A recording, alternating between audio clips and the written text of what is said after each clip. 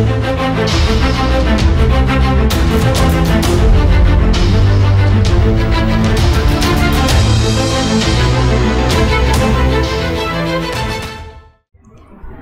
फौजी भाइयों, शुरू से ही हमारी फौज equal opportunity should be given to everyone इस प्रिंसिपल्स पे हर पॉलिसी को फ्रेम करती है। यहाँ तक कि इंडियन आर्मी एक्ट में भी अगर पनिशमेंट ब्रिगेडियर साहब के लिए है तो पनिशमेंट हमारे जवान भाइयों के लिए भी है। और इसी इक्वल अपॉर्चुनिटी के तहत जवानों को मौका मिलता है फौज में अफसर बनने का सर्विस एंट्रीज के माध्यम से। ACC, SCO, PCSL, AMC, NT। हर दिन फौज कुछ ना कुछ जवान भाइयों के हित के लिए सर पॉलिसीज बनाता है। यहाँ तक कि अब SCO, PCSL में आपने खुद ही घोषणा की थी कि 2025 तक SCO, PCSL में स्क्रीनिंग हटा दी है सर्विसेज सिलेक्शन बोर्ड। जी सर, इतना कर रही है फौज, तब भी सिलेक्शंस वैसे के वैसे ही है। सिलेक्शंस में कुछ सुधार नहीं आ रहा। क्या प्रॉब्लम हो रही है सर्विस एंट्री में? क्यों सिलेक्शंस वैसे के वैसे ही हैं सर? जहां जब मौका मिल रहा है, जब अपॉर्चुनिटीज मिल रही हैं, जब इंडियन आर्मी खुद HRDC कैंप कंडक्ट करा रही है, हम जैसी ऑर्गेनाइजेशंस को बुलाती है SSB कोचिंग के लिए, तो फिर क्यों, क्या कारण है सर कि सिलेक्शंस इंप्रूव नहीं हो रहे सर्विस एंट्री में? बहुत अच्छा क्वेश्चन पूछा है सर आपने। और देखिए, अभी इसका एक रिसेंट एग्जांपल देखिए जी। AMC NT जब पिछली बार 63 वैकेंसीज थी जी, वहाँ सिलेक्शन आया सिर्फ 42 वैकेंसीज खाली चली गई जी। उन वैकेंसीज को ऐड ऑन करके इस बार भी जो वैकेंसी थी वो 23 निकाली जी जी, जिसमें से 12 लोग सेलेक्ट हुए। सिर्फ वैकेंसीज इस बार भी खाली चली गई है ना। और अगर SCO या PCSL जहाँ पर आप देख रहे हैं कि स्क्रीनिंग प्रोसेस ही हटा दिया गया, फिर भी उस रेशो में सिलेक्शन नहीं मिल रहा है जिस रेशो में मिलना चाहिए था। इसका एक बहुत बुनियादी कारण जो इन सभी सर्विंग कैंडिडेट्स को समझना पड़ेगा कि आप देखिए, जो फौज की हाईएस्ट रिक्रूटमेंट एज रखी गई है दैट इज 21 ईयर्स, क्लर्क के लिए 23 ईयर्स जी। SCO के लिए आपको एज मांगी जाती है 30 ईयर्स से। इसका मतलब है कि आपने, और सोल्जर्स के लिए जो उनकी सर्विस स्टार्ट होती है वो right from the date of enrolment गिनी जाती है। जहां पर ऑफिसर्स के लिए जो सर्विस गिनी जाती है वो कमीशन, डेट ऑफ कमीशन के बाद से जी। तो अब फर्क देखिए कितना पड़ गया कि अगर 21 साल का एक यंगस्टर जो इनरोल्ड हो रहा है, मैं हाईएस्ट एज से ले रहा हूं अभी जी, 21 साल की एज में अगर कोई कैंडिडेट इनरोल्ड हुआ है फौज के अंदर और वो 30 साल की उम्र के बाद SCO के लिए आ रहा है, उसने 9 साल नौकरी कर ली फौज, कर ली सर, बिल्कुल जी। 9 साल उस ऑर्गेनाइजेशन का हिस्सा आप रहे हैं जिस ऑर्गेनाइजेशन में आपको कमीशन चाहिए, और उसके बाद भी जो सबसे बड़ी वजह इनकी होती है दैट इज ग्रुप बिहेवियर, कि आपका जो ग्रुप कोऑर्डिनेशन होता है वो बहुत खराब दिखाई देता है। बिगेस्ट रीजन AMC NT में ये सबसे बड़ा कारण बना था, मतलब ग्रुप में अच्छे से काम नहीं कर पा रहे, ग्रुप बिहेवियर बहुत खराब होता है सर। कोई देखिए, ये क्या है, एक ये स्ट्रेस ज्यादा लेकर के जाते हैं, इनको लगता है कि यहाँ से इनकी लाइफ बदलने वाली है, और लाइफ बदलने का जो स्ट्रेस है वो दिमाग पर इतना ज्यादा हावी हो जाता है, they start competing to others. ये कंपटीशन में विश्वास रखते हैं कि यहाँ सबसे अच्छा मैं दिखाई दे जाऊं और कॉम्पिटिट करके सबको पीछे छोड़ दूं और मैं सेलेक्ट हो जाऊंगा। सर्विस सिलेक्शन बोर्ड कंपटीशन पर विश्वास नहीं रखता है, कंट्रीब्यूशन पर विश्वास रखता है।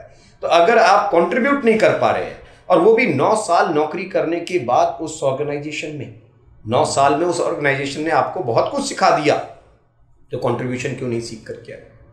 आप अगर ग्रुप बिहेवियर अपना अच्छा रखें, थोड़ा अपने काम के साथ, देयर आर 2 रूल्स। आप जब GTO प्रोसेस में जा रहे हैं, एक होता है ग्रुप टास्क रोल और एक होता है ग्रुप बिल्डिंग रोल। ये जनरली क्या करते हैं कि ग्रुप टास्क रोल पर ज्यादा फोकस होते हैं और ग्रुप बिल्डिंग रोल पर ये कम फोकस्ड रहते हैं। ग्रुप बिल्डिंग रोल मतलब जिन लोगों के साथ आप काम कर रहे हो उनका क्या ख्याल रखते हो, आप उनके लिए कितना कंसर्न हो, उनकी कितनी चिंता दिखाते हो। और ग्रुप टास्क रोल ये कहता है कि जो काम आपको मिला है उस काम के लिए आपकी क्या चिंता है। मेजरली ये देखा जाता है कि ये लोग काम की चिंता करते हैं और अपने ग्रुप मेंबर्स की चिंता नहीं करते हैं। ग्रुप बिहेवियर है ना। और उसी ऑर्गेनाइजेशन में अगर आप सर्विंग कैंडिडेट हैं, भाई ACC भी हैं, तो 2 साल इस ऑर्गेनाइजेशन में आप रह लिए जी, तो 2 साल सीखना बहुत होता है। 2 साल में उस ऑर्गेनाइजेशन ने आपको सिखा दिया। बाकी सब सीनियर एंट्रीज है, बाकी देखिए SCO, PCSL या आपका जो AMCNT, अब इनके इतनी सर्विस हो चुकी है वहां पर कि अब इनको लगता है कि अब इतने साल बाद ट्रांसफॉर्मेशन। इसमें से ज्यादातर कैंडिडेट्स वो होते हैं जिन्होंने ACC के लिए ट्राई किया होगा, ACC में उनका जो है अगर रिकमेंडेशन नहीं आया था और फिर वो जब दोबारा SCO के लिए आ रहे हैं तो वो एक और स्ट्रेस आप कैरी कर रहे हो दिमाग पर, जिससे आपके जो कंपटीशन वाली भावना है वो ज्यादा बढ़ जाती है। और ये सबसे ज्यादा दिखाई देती है PCSL एंट्री, सबसे मैच्योर एंट्री है। उस स्टेज पर आ गए हैं जहां 42 साल तक आप ये अपीयर कर रहे हैं, तो 35 साल जिसके आप मान लीजिए एज हो गई है, 36 साल जिसकी एज हो चुकी है, सर उसने कितने साल नौकरी कर ली? लगभग 15 साल आराम से सर। 15 साल नौकरी करने के बाद आपका कंट्रीब्यूशन टू द ग्रुप, जो ग्रुप कोऑर्डिनेशन है वो अच्छा ना दिखाई दे तो ये तो बहुत खराब है। फिर कौन रिकमेंड करके देगा आपको? ये सबसे बड़ी वजह बनी है अभिनव सर इनके डिजायरेबल गोल्स को ना पाने की जी। अगर आप ग्रुप में कंट्रीब्यूट करना शुरू कर दोगे, दूसरों की चिंता अगर करना शुरू कर दोगे, ग्रुप बिल्डिंग रोल आपका अच्छा दिखाई देगा, आपके चांसेस वैसे ही बहुत अच्छे हो जाएंगे। You are a serving soldier, आपके लिए चांसेस बहुत अच्छे हो जाएंगे। और इस माहौल में रह करके अगर आप नहीं कर पाए तो फिर कुछ नहीं कर पाओगे। सर बाय एंड लार्ज आपने मेरे को बताया कि SCO PCSL की बात करें तो एक group behaviour is a major hurdle, major hurdle है। जबकि फौज के माहौल में रहे हैं तो सर एक 30, 35, 40, 42 साल के आदमी को ग्रुप बिहेवियर कैसे सिखाया जाए? कैसे उसके अंदर ये नेचुरल? समस्या ये है कि फौज इनको बहुत कुछ सिखाती है। आप उस ऑर्गेनाइजेशन का हिस्सा हैं जहां दूसरों की चिंता की जाती है। सर्विस बिफोर सेल्फ इतनी शानदार ऑर्गेनाइजेशन है जिसका मोटो है सर्विस बिफोर सेल्फ। फिर आप SSB में जाकर के जो काम करते हो उसमें आप मोटो बदल देते हो, आप सेल्फ बिफोर सर्विस हो जाते हो। समस्या ये है। ट्रू, बहुत सही बात बोली, self before service. Self before service वाला चक्कर दिमाग से हटा दीजिए, आपके लिए चीजें ठीक हो जाएंगी। आप अपनी एवरीडे लाइफ जो है, आपकी जो डेली लाइफ है, उसमें इन चीजों को जब तक नहीं शामिल करेंगे, जब तक आप आउटसाइड टेस्टिंग प्रोसेस, दूसरों के लिए कंसर्न नहीं रहेंगे, दूसरों के साथ मिलजुल के काम नहीं करेंगे, दूसरों के साथ स्पोर्ट्स में नहीं भाग लेंगे, आप टीम स्पोर्ट्स नहीं खेलेंगे, तो ये भावना कभी आपके अंदर आएगी ही नहीं। और वो जो है सिलेक्शन बोर्ड में आपके लिए हर्डल बन जाता है फिर जाकर के। ठीक है, ये तो सिर्फ हमने GTO की बात की। और अदर रीजंस क्या है इनके लिए? देखिए, जब ये TAT, जब साइकोलॉजी टेस्ट में जाते हैं, जब ये स्टोरी लिखते हैं ना, तो सर्विस एंट्री कैंडिडेट के अंदर बड़ी एक कमी देखी गई कि ये आइडियाज पर ज्यादा वर्क करते हैं।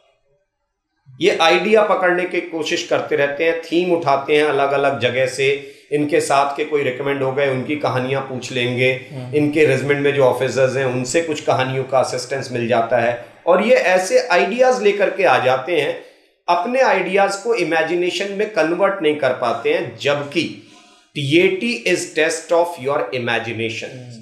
तो जब तक आप अपने आइडियाज को इमेजिनेशंस के साथ कॉम्प्लीमेंट नहीं करेंगे, तब तक वो कहानी आपकी किसी यूज की नहीं है। आप सोचते हो कि अच्छे अच्छे थीम लिख करके, अच्छे अच्छे आइडिया लिख करके आप TAT में बेहतर काम कर ले जाओगे, ऐसा नहीं होने वाला। आपको देखिए, हम अक्सर बात करते हैं कि आपको सर्विंग सोल्जर्स को रीडिंग हैबिट्स डालनी चाहिए। हमने काफी बात की है इसके ऊपर कि किताबें पढ़िए आप, ठीक है। पढ़ने से इमेजिनेशंस आपकी सुधरती हैं, ये बहुत बड़ा कारण है, और वो TAT में आकर के आपको बहुत मदद करता है। तो जब आप बुक्स पढ़ते हैं तो उससे आपकी इमेजिनेशंस बढ़ती हैं, और ये आपको TAT में बहुत मदद करता है जाकर के। अब इनके साथ देखिए क्या होता है कि सर्विंग कैंडिडेट्स जब अच्छे अच्छे आइडियाज कहीं से कैरी करके आते हैं, ये प्री कंसीव्ड आइडियाज ज्यादा दिखते हैं। एक छोटा सा एग्जांपल इनको बताता हूं। प्री कंसीव्ड आइडिया या सिर्फ आइडिया लिखना और इमेजिनेशंस उसमें से मिस्ड आउट होना, जब ऐसी चीजें आती हैं आपकी कहानी में, तो मेजरली आप जो रीजन पार्ट होता है कहानी का, what led to this situation, वो पार्ट आपका गायब होता है। आप क्या करते हैं, अच्छे आइडिया लिखते हैं, बट वो क्या करें, वन डे ही डिसाइडेड। देखिए बहुत सारे कैंडिडेट इस तरीके से लिखते हैं, वन डे ही डिसाइडेड, वन डे ही थॉट, वन डे ही प्लान। अचानक हो रहा है सब कुछ। तो जब ये आप अपनी कहानी में ये सब चीजें लेकर के आते हैं, इसका मतलब है कि उसके पीछे के रीजंस आपके लिए क्लियर नहीं थे। ऐसा क्यों सोचा उसने एक दिन सोचा, मगर क्या ऐसा उसने देखा था, क्या हुआ था सराउंडिंग में जिसकी वजह से उसने ऐसा सोचा, वो आप ऐड नहीं करते हैं। तो ये अपने आप इमेजिनेशंस नीचे चली जाती हैं आपकी, ये बड़ी एक कमी आती है। आप आइडियाज कैरी कर लेते हैं, इमेजिनेशन से थोड़ा सा दूर रहते हैं। आप जिस सर्विस में हैं, जो आप माहौल देख रहे हैं अपने इर्द गिर्द, अब यहां से आपकी ऑब्जर्वेशन कमजोर दिखाई देती है। सर्विंग कैंडिडेट जिसने 9 साल 10 साल 15 साल किताबी जीवन से बाहर का जीवन जी लिया है, आपसे ज्यादा प्रैक्टिकल लाइफ किसी ने नहीं जी है, किसी ने नहीं, है ना। अब जिसने इतनी प्रैक्टिकल लाइफ जी ली है, उसकी जीवन के ऑब्जर्वेशंस नहीं बेहतर बन रहे। वो WAT में स्टेटमेंट लिखता है आकर के, वो WAT में निगेटिव रिस्पॉन्सेस में आ जाते हैं, ज्यादा निगेटिव बातें करते हैं, तो यूनिवर्सल ट्रुथ लिखने लग जाते हैं। फिर समझ में आया कि भाई इन्होंने इतने साल में सीखा क्या फिर अपने जीवन से, तो ये ऑब्जर्वेशंस नहीं बना पाए, है ना। आप ये सब चैलेंजेस फेस करते हैं अपनी जो ऑनलाइन क्लास लेते हैं? बिल्कुल करता हूं सर। एस्पिरेंट्स जवान भाइयों, यहाँ पे मैं आपको बता दूं, प्रतिदिन त्रिशूल defence academy captain SK sir के गाइडेंस में ऑनलाइन क्लासेस चलाता है, स्पेशली उन जवान भाइयों के लिए जो ट्रांसफॉर्मेशन के लिए तैयार हैं, जो जवान से अफसर बनना चाहते हैं, ACC, SCO, PCSL, AMC, NT aspirants के लिए। तो वापस आते हैं वीडियो पे। सर मैं पूछ रहा था कि जो ऑनलाइन क्लासेस आप लेते हैं, रोजाना आपको ये फील होता है कि ये जब जैसे फोटो दिखाई आपने, टैट की प्रैक्टिस करा रहे हैं, तो वो प्री कंसीव्ड आइडियाज लेके आए? हाँ, ये दिखाई देता है, इसीलिए मैं उस बात को कह रहा हूं इनके सामने जी। और उसको सुधार भी किया जाता है। बहुत सारे कैंडिडेट्स हैं जिनके अंदर ये इंप्रूवमेंट दिखता है, थोड़ा जल्दी दिख जाता है, कुछ को इंप्रूव करने के लिए थोड़ा टाइम लगता है। ये देखिए, सब कुछ क्या है कि आपकी अपनी एवरीडे लाइफ में आप क्या करते हैं, अगर आप उन चीजों को शामिल कर लेते हैं अपने जीवन के अंदर, तो फिर आपको SSB बिल्कुल मुश्किल नहीं लगता है। आप रादर उस प्रोसेस को एंजॉय करते हैं, आप उसको सब्जेक्ट बना लेते हैं। आपको लगता है ये पढ़ करके मैं वहां जाकर के कुछ जवाब दे दूंगा और उसके बाद हो जाएगा कुछ ऐसा। तो वो जब आप काम कर भी रहे होते हो SSB में, सिलेक्शन बोर्ड में, तो वो दिखाई देता है कि यार ये आपका एट्रीब्यूटेड काम नहीं है, आप ये दिखावा कर रहे हो, ये सिलेक्शन के लालच में किया गया काम है।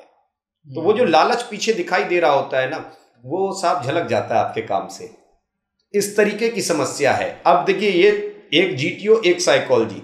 अब तीसरी चीज देखिए, जब ये इंटरव्यू में जाते हैं, ओवर स्ट्रेस्ड होते हैं, ये नॉलेज के ऊपर ज्यादा जाने की कोशिश करते हैं और इंटरेस्ट ऑफ इंटरैक्शन इनका कमजोर दिखाई देता है।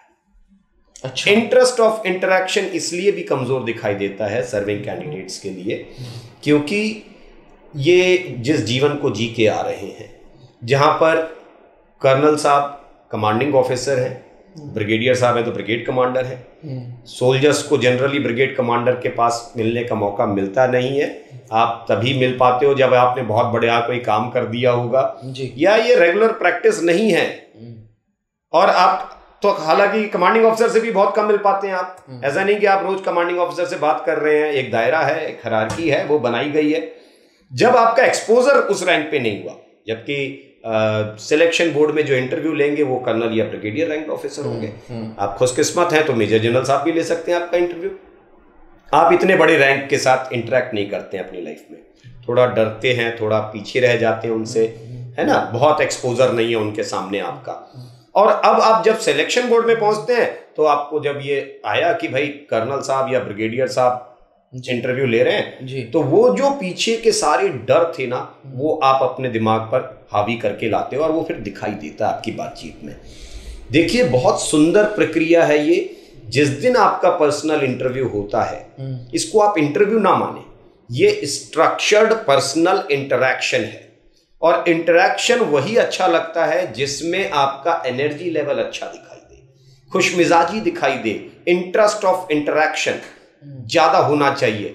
अब ये क्या है, रट्टा मार के आते हैं नॉलेज का, ये सवाल पूछा तो ये जवाब, ये सवाल पूछा तो ये जवाब, और वो डर साथ में कैरी कर रहे हो कि ब्रिगेडियर साहब सामने बैठे हैं। जबकि ये प्रक्रिया क्या से बनाई गई है कि जब आपका पर्सनल इंटरव्यू होता है, तब आपके इंटरव्यूइंग ऑफिसर और आप दोनों लोग यूनिफॉर्म में नहीं होते हैं। यूनिफॉर्म में आपके असेसर्स आपको सिर्फ कॉन्फ्रेंस वाले दिन दिखते हैं, जब आपका नतीजा लगभग तय हो चुका है। अगर आप डाउटफुल केस नहीं है तो आपका डिसीजन पहले हो चुका है। वहां तक यूनिफॉर्म का डर आपके दिमाग में बिठाया नहीं गया, आपने खुद से कैरी किया है वो डर। अगर आप उस डर से बाहर रहेंगे तो आप नेचुरल बात करेंगे, खुशमिजाजी से बात करेंगे, अच्छी चीजें हो जाएंगी।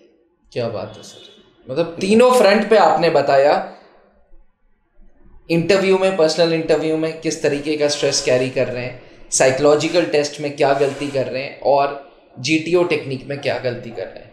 मुझे लगता है जवान भाइयों, इससे डिटेल्ड वीडियो आपको कभी भी नहीं मिलेगी कि आखिर क्या गलतियां हो रही हैं सर्विस एंट्री एस्पिरेंट से। अगर आप भी अपने अंदर इम्प्रूवमेंट चाहते हैं, अगर आप भी एक सपना जो आपने देखा है उसको पूरा करना चाहते हैं, तो आपको कुछ नहीं करना है। एंड्रॉयड यूज़र हैं या iOS यूज़र हैं तो त्रिशूल डिफेंस एकेडमी का ऐप डाउनलोड करिए और SSB इंटरव्यू पे क्लिक करिएगा। सर की फोटो है और सर के साथ साथ कर्नल पंकज सर की फोटो है, because interviewing officer colonel Pankaj sir ही हैं। आप पहले डेमो वीडियोस देखिए, आप देखिए सर ने कितनी शानदार बातें की हैं, कितनी बातें आपकी हित की हैं, आप खुद जज करिए। और अगर वीडियोस पसंद आए तो त्रिशूल डिफेंस एकेडमी के ऐप से जुड़िए, SSB इंटरव्यू का कोर्स लीजिए, जहां 6 महीने लगातार, जी हाँ आपने सही सुना, आमतौर पे SSB इंटरव्यू का कोर्स, ऑफलाइन कोर्सेज हम ही लोग 14 दिन का चलाते हैं, 28 दिन का चलाते हैं।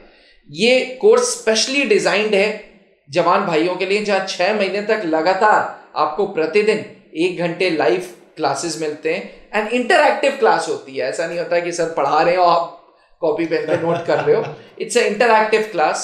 6 महीने तक लगातार आप सर के साथ जुड़े रहेंगे और अपने अंदर ट्रांसफॉर्मेशन लेंगे।